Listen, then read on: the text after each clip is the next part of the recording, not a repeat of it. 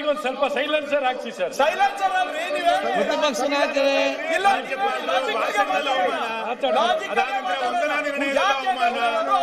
ನೀವು ಆ ಪೀಠದಲ್ಲಿ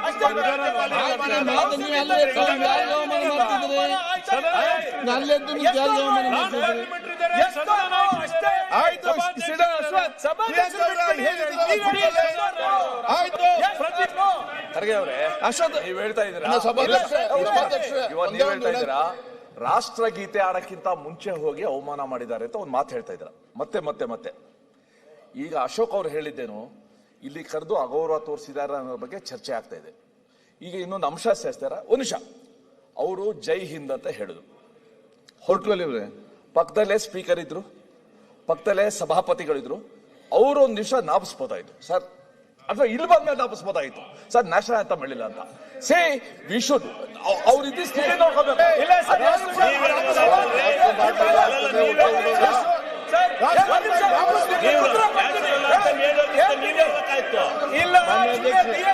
ನಡೆದಂತ ಚರ್ಚೆಯಲ್ಲಿ ಸಭಾಪತಿಗಳು ಬಹಳ ಸ್ಪಷ್ಟವಾಗಿ ಹೇಳಿದ್ರಂತೆ.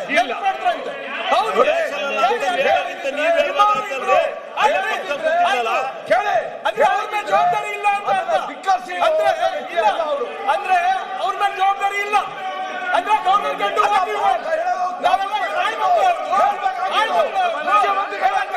ಈಗ ಲಾ ಮಿನಿಸ್ಟರ್ ಮಾತಾಡ್ತಿದ್ದಾರೆ. ಗವರ್ನರಿಗೆ ಅಷ್ಟು ಗೊತ್ತಾಗಲ್ವಾ ಅದು ಈಗ ಅವ್ರ ಪಟ್ಟಿನೆಲ್ಲ ಕೊಟ್ಟಿರ್ತೀವಲ್ಲ, ಏನೇನ್ ಮಾಡ್ಬೇಕು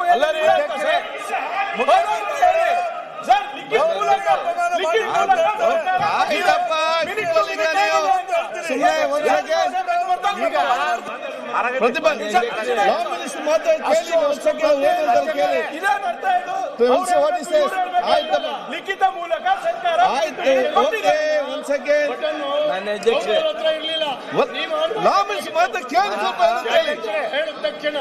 ಆಯ್ತಪ್ಪ, ಯಾಕೆ ಮತ್ತೆ ಮಾತಾಡ್ತಾರೆ ಈಗ ಆರೋಗ್ಯ ಜನರ ಲಾ ಮಿನಿಸ್ಟರ್ ಮಾತಾಡ್ತಾರೆ ಕೇಳಿ. ಸುನೀಲ್ ಸನ್ಮಾನ್ಯ ಅಧ್ಯಕ್ಷರೇ, ಗಂಭೀರವಾಗಿ ಲಾ ಮಿನಿಸ್ಟರ್ಗೆ ಮಾತಾಡ್ಲಿಕ್ಕೆ ಅವಕಾಶ ಕೊಡಿ. ಶಿವಲಿಂಗೌಡ್ರೆ ಕೂತ್ಕೊಂಡು ಮಾತಾಡ್ಲಿಕ್ಕೆ ಅಲ್ಲಿ. ಅಧ್ಯಕ್ಷರೇ ಆಯ್ತಪ್ಪ, ಕಾನೂನು ಸಚಿವ ಮಾತಾಡ್ತಾರೆ, ಸ್ವಲ್ಪ ಕೂತ್ಕೊಳ್ಳಿ ಅಧ್ಯಕ್ಷರೇ. ಓಕೆ, ಸರ್ಕಾರದಿಂದ ಡೈರೆಕ್ಷನ್ ಹೋಗ್ಬೇಕಲ್ಲ, ರಾಷ್ಟ್ರಗೀತೆ ಶುರು ಅಧ್ಯಕ್ಷರೇ ನಿಮ್ಮ ಕಡೆಯಿಂದ ಕೂತ್ಕೊಳ್ಳಿ. ಈಗ ಯಾರಿಗೆ ನೀವೆಲ್ಲ ಬುದ್ಧಿ ಕೂತ್ಕೊಳ್ಳಿ ಸ್ವಲ್ಪ. ಈಗ